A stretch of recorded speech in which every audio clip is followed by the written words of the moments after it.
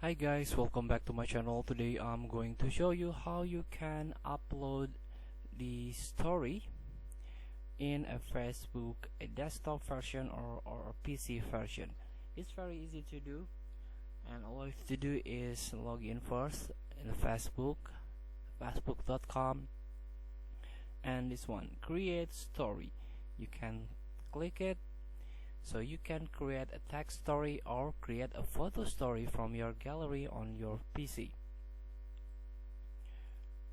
So you can try to search the material, the media here, or you can create your text story here. You can start typing here, my story, for example.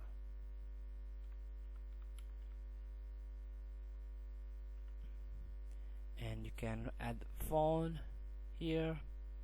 You can change the phone, even you can change the background here. And if you think this is enough, you can share the story. Just click it and your story is posted in Facebook. So feel free to try.